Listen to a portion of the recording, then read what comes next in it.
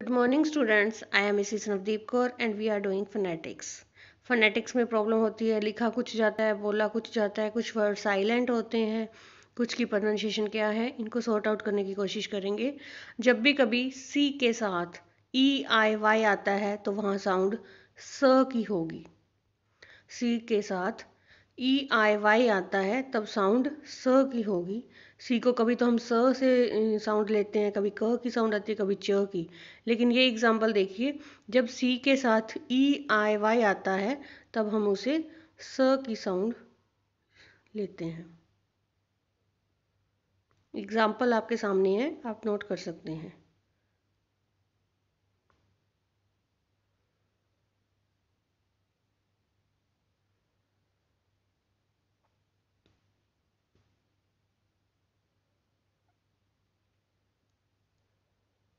ये rule 100% follow नहीं होते।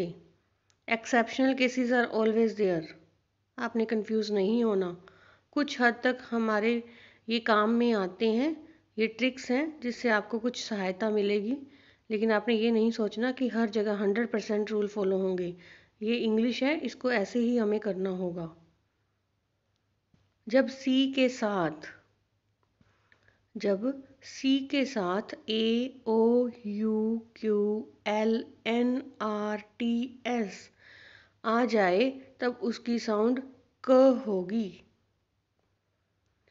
आई रिपीट, सी के साथ जब कभी A O U Q L N R T S आता है तब हम सी की साउंड क लेते हैं। ऊपर हमने सी की साउंड स ली थी। अब यहाँ अगर ये वर्ड साथ आते हैं सी के तो उसकी साउंड क आएगी। एग्जाम्पल देख लीजिए।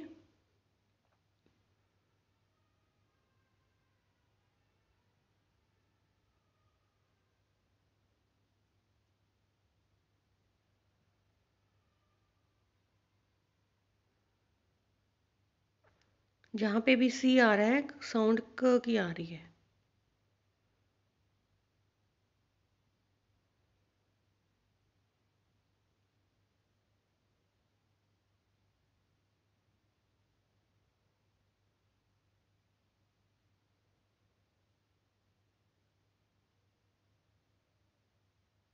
नोट कीजिए।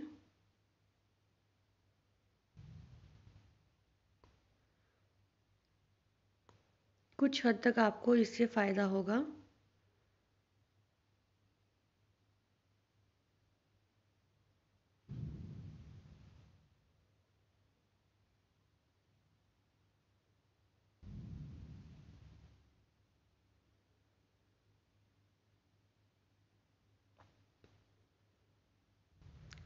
सी के साथ एच आता है तब उसकी साउंड च क श की आ जाती है।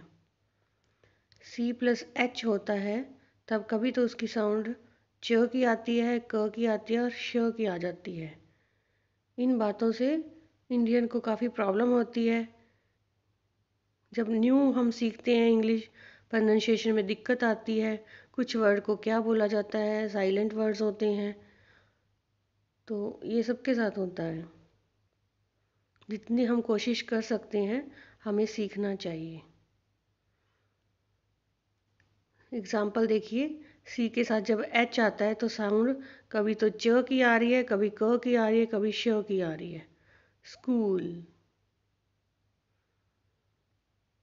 सी एच से च बन गया और ऊपर सी एच से क बना है। स्कूल में सी एच से क बना है। चॉकलेट में सी एच से च बन गया। शैम्पेन में सी एच से श बन गया। देखिए,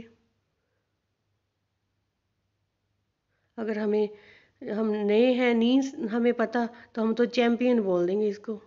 चैंपेंज, सचूल। अगर हम ऐसे देखें तो बोलने में कुछ है, लिखने में कुछ है। तो ये भी एक इंग्लिश है। इसके कोई रूल नहीं है फिक्स, लेकिन हमें कुछ बातों का ध्यान रख के हम इन गलतियों से बच सकते हैं। सो एस को कभी तो हम स की साउंड देते हैं और कभी ज की साउंड आ जाती है।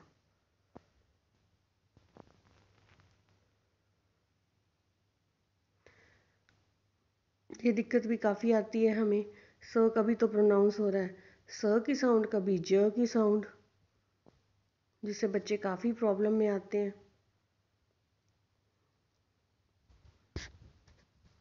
सबके साथ ही यही दिक्कत है, आप अकेलों के साथ ये दिक्कत नहीं है। इसके एग्जाम्पल देखिए, जब प क च Q F P H T होता है तब इसकी साउंड स से लेते हैं।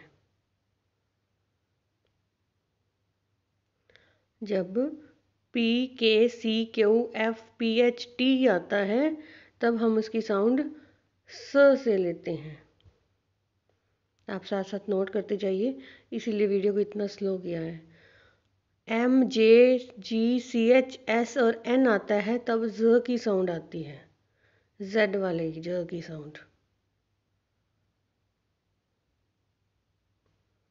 एग्जाम्पल्स के साथ ही आप इसको ध्यान में रख सकते हो। वैसे तो याद करना बहुत मुश्किल है, कौन सा वर्ड कैसे है। हम वर्ड्स को ध्यान में रखें कि इसकी प्रोनाउंसिएशन ये है, तब हम उसकी ट्रांसक्रिप्शन इजीली कर सकते हैं। वरना इतना याद नहीं रहता कौन से वर्ड के बाद क्या आया है, कैसे आया है। हमें कोशिश करनी चाहिए, जितने वर्ड्स आप ज़्यादा से ज़्यादा करोगे उतनी आपकी प्रैक्टिस होगी, क्योंकि कोई स्पेसिफिक रूल है नहीं यहाँ पे। कभी स को स बोल रहे हैं, एस को कभी ज बोल रहे हैं। लेकिन हम जैसे जैसे प्रैक्टिस करते हैं तो उस चीज़ का हमें पता चल जाता है। एग्जाम्पल देखिए, बुक्स। वीडियो को आपके लिए स्लो किया गया है ताकि बच्चे इजीली नोट कर लें। अब यहाँ पे जो लास्ट में एस आया है हमारा बुक में, तो हम उसको स की साउंड दे रहे हैं, बुक्स। ये वाले वर्ड हैं और इनके साथ अगर स आ जाता है, एस आता है, तब हमें स की साउंड दे रहे हैं, laughs. Hope you understood what I mean to say. बच्चे, यहाँ पे एस है जो कभी तो स की साउंड दे रहा है, कभी ज की साउंड दे रहा है। इन एग्जाम्पल में हम जो देख रहे हैं, स जो है वो एस जो है स की साउंड दे रहा है, पुट्स। स आ रहा है पीछे हमारा, तब हमने ये स का सिंबल डालना है।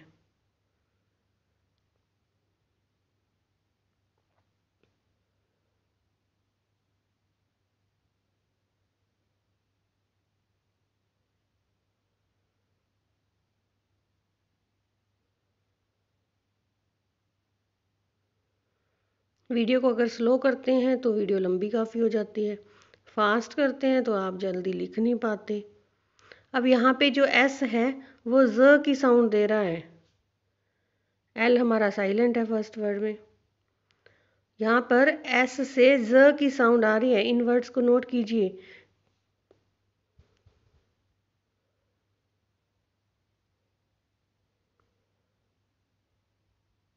बस सिज, ज की साउंड आ रही है पीछे।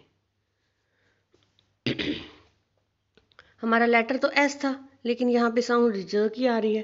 पहले हमारा भी लेटर एस था, लेकिन वहाँ पे स की साउंड आ रही थी।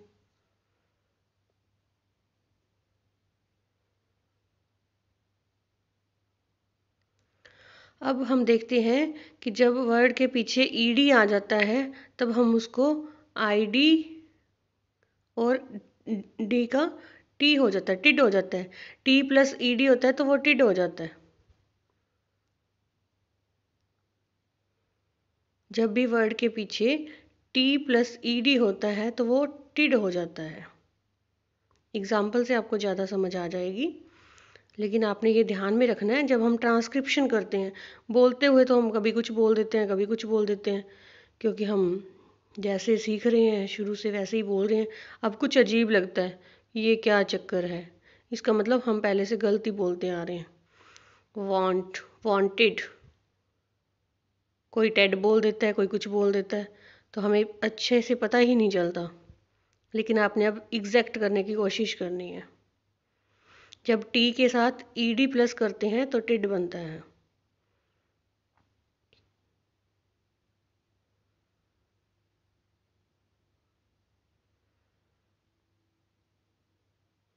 जिंदगी का नाम ही सीखना है, सारी उम्र हम सीखते रहते हैं। कुछ नया सीखने को मिले तब हमें उसको अच्छे से फॉलो करना चाहिए। अब इन वर्ड्स के साथ अगर ईडी आता है तो उसकी साउंड ट हो जाती है। जब भी कभी P K F S S H X C H plus ED हो तब उसकी साउंड ट हो जाती है। ऐसे लग रहा है जैसे फर्स्ट क्लास में दोबारा से हम आ गए हैं, अल्फ़ाबेट्स देख रहे हैं, पढ़ रहे हैं, साउंड कर रहे हैं। आजकल तो ये छोटे बच्चों को स्टार्टिंग से ही करवा दी जाती हैं।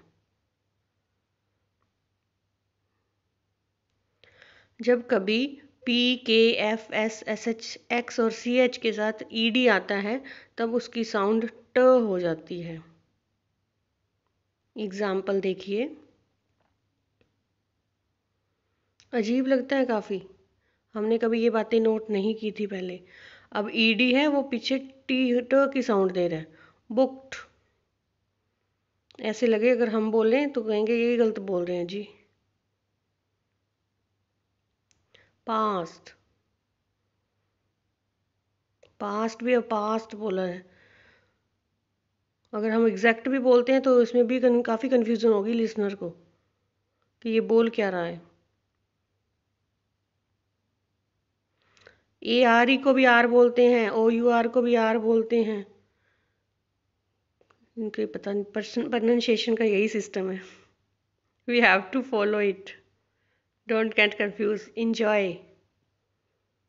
सीखते जाओ, कुछ नया सीखने को मिला है। कंफ्यूज कम हुआ करो। आर की प्रोनाउंसिएशन कभी होती है कभी नहीं होती, ये भी एक पंगा है। कभी तो आर को साइलेंट मान लिया जाता है, कभी आर को साइलेंट नहीं माना जाता। इसको भी हम क्लियर करने की कोशिश करते हैं कि आर कहाँ पे यूज़ होगा वर्ड, कहाँ पे नहीं होगा। कुछ मज़ेदार ट्रिक्स भी हैं और ये कुछ कन्फ्यूज़न भी करते हैं। इन कन्फ्यूज़न को दूर करने का ही मेरा मकसद है। जितना कर रही हूँ कोशिश कर रही हूँ, जितना कर सकती हूँ। आर के साथ अगर कॉन्सोनेंट होता है, आर के साथ जब कॉन्सोनेंट होता है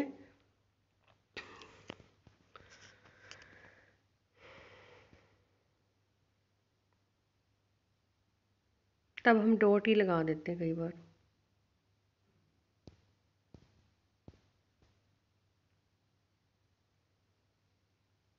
पार्ट, यहाँ पे हमने आर की जगह डॉट लगा दी। Part, card. आर के साथ जब कॉन्सोनेंट है तब ऐसा होता है। आर के साथ ऊपर टी है, आर के साथ डी है, तब आर की साउंड नहीं आएगी, वहाँ पे सिर्फ हम डॉट लगाएंगे। आर प्लस कॉन्सोनेंट जब होता है, आर प्लस वॉल जब होता है तब हम आर की साउंड को लगाते हैं। आर फिर हमारा साइलेंट नहीं होता।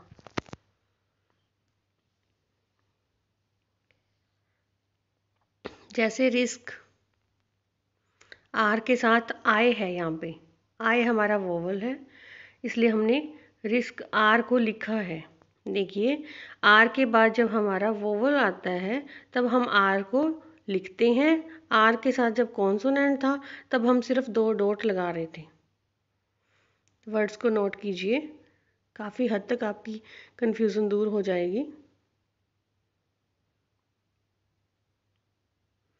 आपको मैं फिर से कह रही हूँ, exceptional cases are always there. कभी कहीं आपको मिल सकता है ये रूल फॉलो ना हो, लेकिन 90% आपको ये काफ़ी हेल्पफुल होंगे, फॉलो होंगे। अब हम देखते हैं जब E R, R E, R और ओ आर आता है तब हम उसको ऐसे डाल देते हैं और आर को ब्रैकेट में लिख देते हैं। जब वर्ड के एंड में E R, R E, R O R आता है तब हम आर को तो ब्रैकेट में डाल देते हैं और उसकी साउंड ये अ वाली आती है, उल्टी ई है जो। इसका क्या सिस्टम है, आर को ब्रैकेट में लिखने का मतलब क्या होता है, इस बात को भी आप अच्छे से समझेंगे आज। आर होता भी है, आर नहीं भी होता, ये अगले वर्ड पे डिपेंड करता है। मैंने पिछली वीडियो में भी आपको बताया था, इसके बाद जो वर्ड आता है उसके ऊपर डिपेंड करता है। जैसे माई कार इज़, अब हम यहाँ पे कार है जो, उसके बाद इज आ रहा है, मतलब ये वोवल से वोवल इसको फॉलो कर रहा है नेक्स्ट वर्ड में। मतलब कार के बाद इज आया, इज में आए है, तब हमने कार को पूरा लिखा है। के की साउंड आ रही है, क कार, छोटा क की साउंड को लिखने के लिए के यूज़ किया है। लेकिन अगर वोज आया कार के बाद, तब हमने कार को का लिखा है। देखो आर साइलेंट हो गया। आई रिपीट, कार इज है तो कार को लिखा है, कार वोज था तो का ही लिखा है, कार नहीं लिखा। नोट कीजिए।